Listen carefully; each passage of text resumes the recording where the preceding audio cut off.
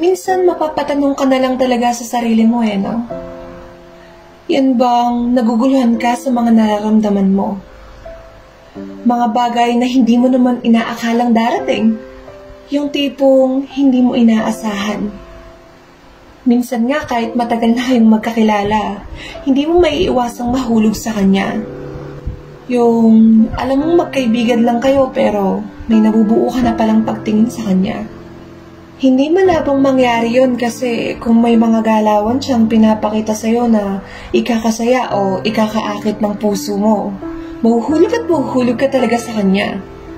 Pwede din namang mangyari to sa school, sa kaklase, sa kabilang room, o di kaya naman ay sa asar ng mga taong nakapaligid sa'yo.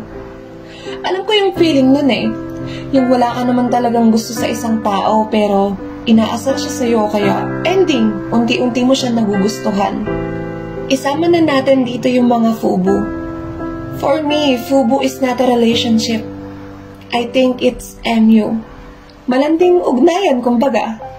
Kaya pag nahulog ka sa taong nakakalandian mo lang, talo ka at mahina ka makipaglaro. Actually, mahirap takasan o iwasan yung nararamdaman sa isang tao. Dalawa lang yung choices dyan Aamin ka ba o hindi?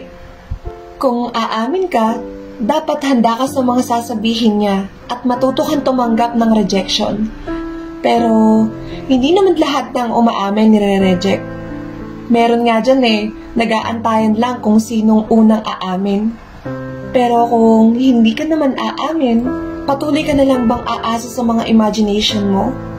Itatago mo na lang ba yung nararamdaman mo? Or sadyang wala lang talaga sa loob mong sabihin ng totoo? Napakahirap magtago ng nararamdaman lalo na kung nakakasama o nakikita mo pa yung taong naging inspirasyon mo. Pero sa totoo lang, habang sinusulat ko to, may isang tao akong naaalala. You know, isang taong hindi ko pwedeng magustuhan. Isang taong kahit napakalayo ng agwat, hindi siya pwedeng pumasok sa puso ko. Pero kahit na ganon, dapat matuto tayong magtanda sa mga masasakit na nangyari lately. Ganon. Dahil kung paulit-ulit tayong mahina, paulit-ulit tayong masasaktan. Okay, bye guys. Thank you for watching.